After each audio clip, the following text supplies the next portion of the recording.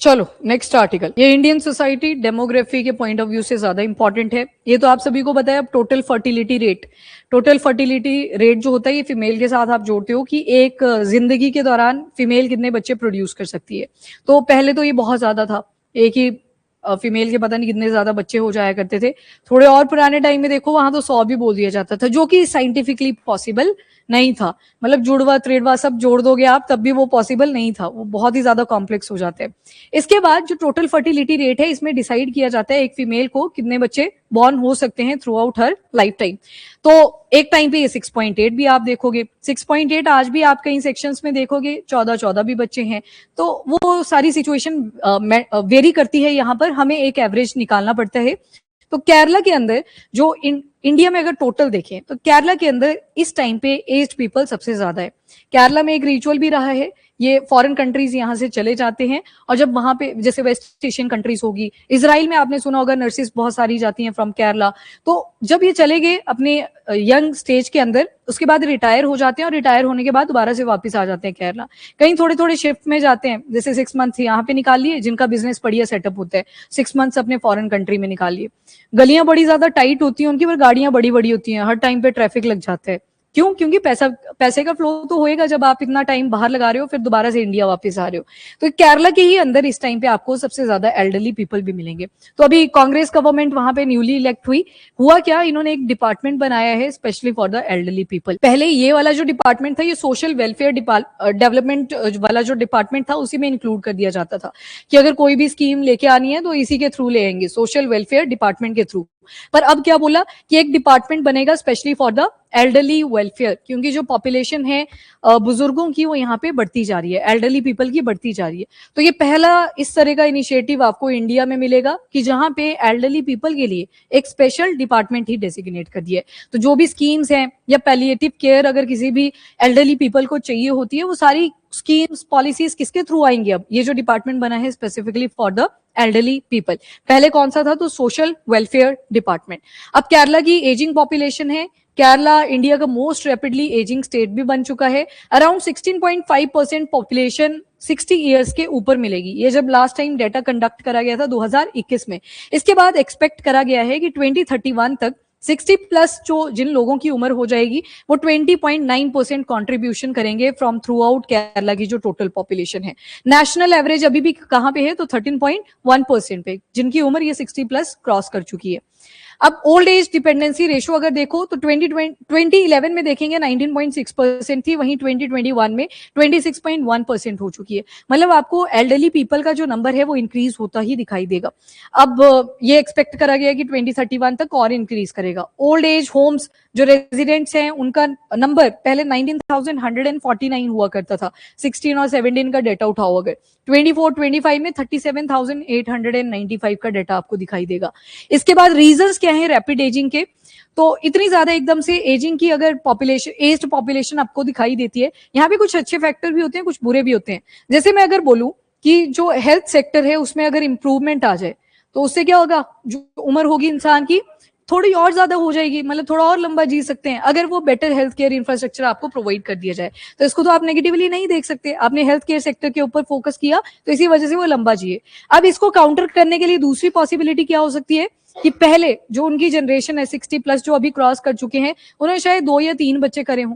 अब वाली जो जनरेशन आपको दिखाई देगी उसमें शायद एक ही बच्चा हो, या कईयों ने प्रेफर करा कि न्यूक्लियर से भी नीचे चले जाते हैं, इंडिविजुअल ही रहेंगे, शादी नहीं करी तो उसमें कोई बच्चा ही नहीं है। तो वहां पे आप क्या देख रहे हो कि जो फर्टिलिटी रेट है उसमें भी ड्रॉप आ रहा है। तो इसने क्या किया, इसकी वजह से जो एल्डरली पॉपुलेशन थी वो बढ़ जाती है। तो ये काउंटर स्टेप्स होते हैं, पर आपको दोनों मेंशन करने पड़ेंगे अगर कभी भी आपसे ये सवाल पूछा गया।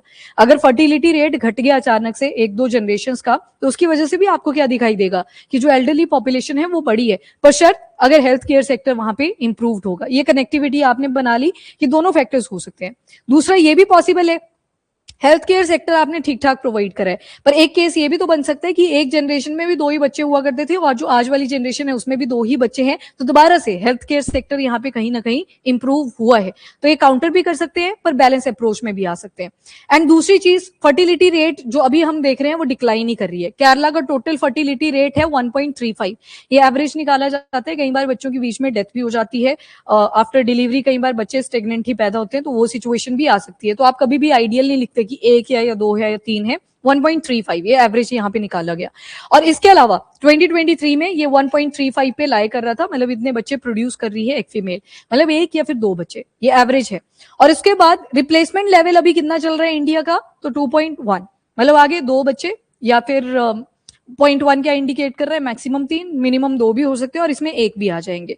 तो ये बिलो चल रहा है अगर केरला वाला केस आप देखोगे। इसके बाद हायर लाइफ एक्सपेक्टेंसी, क्यों? क्योंकि हेल्थ केयर फैसिलिटी बहुत अच्छी प्रोवाइड कर दी गई है।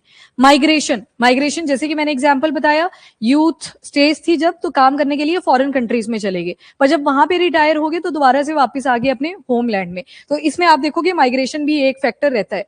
जो एल्डरली पेरेंट्स हैं वो केरला में ही रह जाते हैं और जो काम करने वाले हैं वो किसी दूसरी कंट्री में चले जाते हैं for the better lifestyle.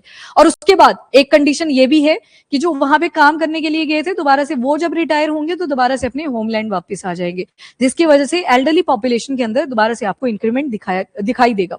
Geography and demography अगर देखें तो रूरल एल्डरली पॉपुलेशन ये बड़ी है, रूरल एरिया में ज्यादा है if compare to the urban areas, पर बढ़ दोनों ही रीजन में रही है। जेंडर कॉम्पोजिशन अगर देखो तो फीमेल्स एल्डर आपको ज्यादा मिलेंगी इफ कंपेयर टू मेल्स, तो फीमेल्स का नंबर ज्यादा है मेल्स के कंपैरिजन में। 1000 मेन के ऊपर 1651 वीमेन है, ठीक है। और लिटरेसी में भी आगे रहता है केरला, तो इस वजह से भी आपको जेंडर इक्वालिटी दिखेगी। अब देखो लड़कियां पैदा ज्यादा हुई तो लोगों ने एक्सेप्ट करना शुरू किया, तो इसी वजह से लिटरेसी में भी आगे रहता है केरला। बाकी लाइफ एक्सपेक्टेंसी देखो तो विमेन ज्यादा जीती है एफ कंपेयर टू मेन। इनका एवरेज जो लाइफ एक्सपेक्टेंसी पीरियड रहेगा दैट इज 78.4 ईयर्स, और उसके बाद मेन का जो रहेगा दैट इज 71.9 ईयर्स। और फाइनेंशियल डिस्ट्रेस अगर देखें तो ज्यादातर जो एल्डरली विमेन है वो अकेला रहना प्रेफर कर रही है, हो सकता है उनका जो स्पाउस था उनकी डेथ हो चुकी है तो उसके वजह से भी हो सकता है। और मनरेगा में भी अगर आप देखें, मनरेगा वो जो अब वीबीजी रामजी स्कीम कहलाएगा, पर डेटा पुराने वाले से उठाया है, वो तो अभी इंप्लीमेंट होगा जून 1 से, पर ये वाला जो डेटा है ये मनरेगा के हिसाब से है। बोला कि जो 38% मनरेगा वर्कर्स हैं केरला के अंदर, उनकी उम्र 61 टू 80 ईयर्स की है। सोचो मनरेगा वर्कर्स की उम्र 61 टू 80 ईयर्स की है, और 1% वर्कर तो ऐसे भी हैं जिनकी उम्र 81 ईयर्स की है। कहीं पे अभी हिमाचल प्रदेश में इलेक्शन का कुछ ऐसा सुना था आपने, 97 का एक, हाँ मतलब 97 ईयर्स की उम्र है उसकी, इलेक्शन में वो खड़े हो गए थे, जीत गए वो। अच्छा ठीक है ठीक है, ये नहीं सुना मैंने, ये वाला यहाँ से याद आ गया अचानक से। अच्छा हेल्थ चैलेंजेस देखो, अब ये बात ही करने लग जाते हैं, अभी मैं ही बोलूंगी सिर्फ, जब मैं पूछूंगी तब आपने बोलना है, ठीक है। उसके बाद आते हैं हेल्थ चैलेंजेस। सबसे पहली बड़ी जो प्रॉब्लम एल्डरली फेस कर सकते हैं, चाहे से आप कितना ही हेल्दी रह लो, पर थोड़ी बहुत प्रॉब्लम्स जैसे जैसे उम्र बढ़ती है हमारे सेल डाई करते हैं तो उसकी वजह से आ जाती हैं। जैसे कि 70% जो एल्डरली हैं वो एटलीस्ट इन सारी क्रोनिक डिजीज में से एटलीस्ट एक से सफर करते हैं। फॉर एग्जाम्पल हाइपरटेंशन, मतलब ब्लड प्रेशर की जो प्रॉब्लम है, हाई ब्लड प्रेशर की। नंबर 2 डायबिटीज, ये प्रॉब्लम भी मर्ज कर रही है। अर्थराइटिस, जो जॉइंट्स होंगे दर्दें निकलना शुरू हो जाएंगी। Cardiovascular disease, heart related problems भी हो सकती हैं। मतलब एटलीस्ट एक ऐसी प्रॉब्लम रहेगी जो कोई ना कोई एल्डरली पीपल इससे सफर करेगा। मेंटल हेल्थ अगर देखो तो 4 एल्डरली में से एक ऐसा होगा जो साइकोलॉजिकल डिस्ट्रेस भी फेस करेगा, साइकोलॉजिकली कुछ फर्क पड़ गई होंगी उनकी बॉडी के ऊपर। डिमेंशिया, भूलना शुरू कर देगा। अभी डिमेंशिया यहाँ पे कॉम्प्रिहेंसिव वर्ड ऐड कर दिया, इसमें अल्जाइमर वगैरह भी आ जाता है, हाँ पार्किंसंस आ जाता है, तो बहुत सारी प्रॉब्लम्स आती हैं जो डिमेंशिया के अंडर कवर करी जाती हैं। पर शॉर्ट में इतना याद रखो कि भूलना शुरू कर देते हैं। तो अराउंड 4.86% जो पर्सन हैं जिनकी उम्र 65 प्लस है, उसमें डिमेंशिया के केसेस भी सामने आते हैं। एग्जिस्टिंग वेलफेयर मेजर्स, अब कुछ ना कुछ स्टेप तो गवर्नमेंट को लेने पड़ेंगे अगर एल्डरली पॉपुलेशन बढ़ रही है। तो जैसे स्टेट एल्डरली कमीशन यहाँ पे बनाया गया, ये भी केरला का फर्स्ट ऑफ इट्स काइंड ऐसा एल्डरली कमीशन था जो 2025 में केरला ने बनाया था। बाकी स्टेट्स में आपको एग्जाम्पल नहीं दिखाई देता। कोजाए जुडिशियल बॉडी है for senior citizen welfare and rights. तो जुडिशियल बॉडी किस लिए बनाई है? कोजाए जुडिशियल, मतलब दोनों इस पे थोड़ा थोड़ा कंट्रोल रखेंगी, हमारी सेंटर भी एंड स्टेट भी। इसमें मेन रोल यही रहता है कि क्या क्या प्रॉब्लम सीनियर सिटीजन फेस कर रहे हैं तो उसको रिजॉल्व करने की ट्राई करना। पेंशन कवरेज भी यहाँ पे प्रोवाइड करी गई है। 75% जो एल्डरली हैं उन्हें वेलफेयर पेंशन स्कीम के अंडर भी कवर किया गया।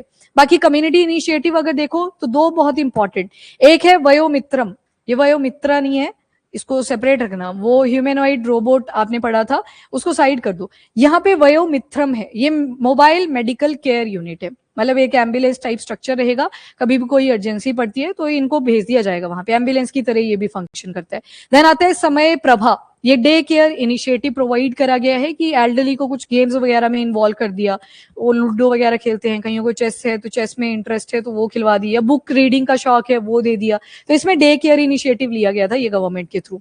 देन पैलिएटिव केयर भी प्रोवाइड करी जाती है कि और क्या उनके हेल्थ को इंप्रूव करने के लिए हम एफर्ट्स डाल सकते हैं।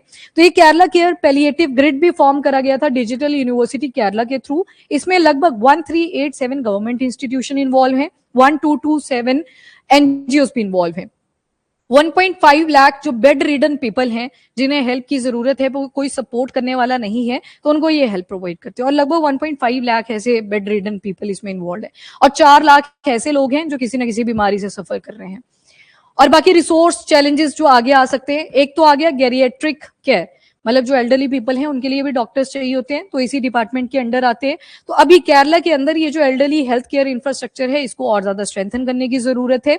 अब देखो ये जो पॉइंट्स हैं ये तो हम केरला के रिस्पेक्ट में देख रहे हैं, ये आपके लिए शायद केस स्टडी बन सकती है, पर बोल सकते हैं कि इंडिया के अंदर जो टोटल फर्टिलिटी रेट है वो घटता जा रहा है, तो उसकी वजह से हमें क्या क्या स्टेप्स लेने पड़ेंगे। तो आप केरला को फिर एज अ केस स्टडी उठा के रख सकते हो वहां पे, ठीक है। बाकी स्टेप्स तो सेम ही रहेंगे ना, अगर इंडिया में भी ये प्रॉब्लम आती है, बाकी स्टेट्स में भी ये प्रॉब्लम आती है। आंध्र प्रदेश की आपने पढ़ी थी, उसमें उन्होंने इंसेंटिव दे दिया, पर वो इंसेंटिव अब बेट की तरह एक्ट कर रहा है कि बच्चे और पैदा करो, हम आपको और पैसा प्रोवाइड करेंगे। तो वैसे बेटिंग वाली प्रोसेसेस भी यहाँ पे नहीं होनी चाहिए। फिश बेट होती है ना जैसे, वैसे यहाँ पे बच्चों के ऊपर बेट डाल दिए, तो उससे क्या होता है, जो वर्क फोर्स में फीमेल की पार्टिसिपेशन आप बढ़ाने की ट्राई कर रहे थे वो शायद फिर से घटती हुई दिखाई देगी, क्योंकि अब बच्चे वो 50,000 रुपए या 25,000 रुपए के लिए आपने बच्चा पैदा कर लिया, उसकी आगे वो रिस्पॉन्सिबिलिटीज के बारे में सोचा ही नहीं, तो ये भी दिक्कत है। 25 लाख होता तब भी सोचते हैं ना, तो 25,000 तो बहुत ही कम है, उससे ज्यादा तो खर्चे आ जाएंगे न्याणे के 1 साल के अंदर अंदर। हाँ वही वही। अब वर्कफोर्स का गैप भी आपको दिखेगा। करंट वर्कफोर्स अभी गेरेट्रिक सर्विसेज जो प्रोवाइड कर रहे हैं 120 के आसपास हैं, और बोला गया है रिक्वायरमेंट इंक्रीज करेगी, ये 300 तक लेके जानी पड़ेगी। देन आते हैं ट्रेन नर्सिस चाहिए इसमें, मतलब जो ट्रीटमेंट है, अब देखो ट्रीटमेंट जब दिया जाता है आपने देखा है कहीं चिड़चिड़ कर देते हैं, और जबकि बुजुर्गों को कई बार पता भी नहीं लगता कि क्या यहाँ पे करना था, किससे पूछना था, कहीं चिल्ला देते हैं। तो ये बिहेवियर भी यहाँ पे इंप्रूव करना पड़ता है। वो बोल तो देते हैं कि वर्क का प्रेशर था, पर ये भी तो देखना पड़ता है वो पेशेंट है सामने। तो यहाँ पे भी बोला गया नर्सिस को और ज्यादा ट्रेन करने की जरूरत है। अभी ये 600 पे नंबर लाए कर रहे हैं, लगभग आने वाले 5 साल के अंदर अंदर ये 1500 के ऊपर नंबर लेके जाना पड़ेगा। फिजियोथेरेपिस्ट वो मसाज वाला जो चलता है सारा, है ना, कि सारे जो टिश्यूज हैं, कोई नॉट्स बनी है वो ओपन कर जाए, तो उनका नंबर भी इंक्रीज करेगा, उनकी डिमांड भी इंक्रीज करेगी आने वाले टाइम में। देन 50 ऑक्यूपेशनल थेरेपिस्ट भी चाहिए होंगे। तो देखो जो डॉक्टर्स का और जो ये नर्सिस हैं यहाँ पे, फिजियोथेरेपिस्ट है, इनकी डिमांड तो बढ़ेगी आने वाले टाइम में। सिग्निफिकेंस क्या है, तो केरला का जो ट्रांजिशन है एजिंग सोसाइटी के अंदर, वो हमें फोकस करने को बोलता है हेल्थ केयर सेक्टर, और हेल्थ केयर सेक्टर में भी कौन सा, तो गेरियाट्रिक, और दूसरा आ गया एल्डरली वेलफेयर इन जैसी स्कीम्स को लेके आए, केयर इकोनॉमी, और साथ में जो सोशल सिक्योरिटी है सीनियर सिटीजन्स को वो भी प्रोवाइड करी जाए। अब ये बेशक आपने केरला का पढ़ा, पर इंडिया में भी आप देख रहे हो कि जो एजिंग वाला फैक्टर है वो बढ़ता जा रहा है।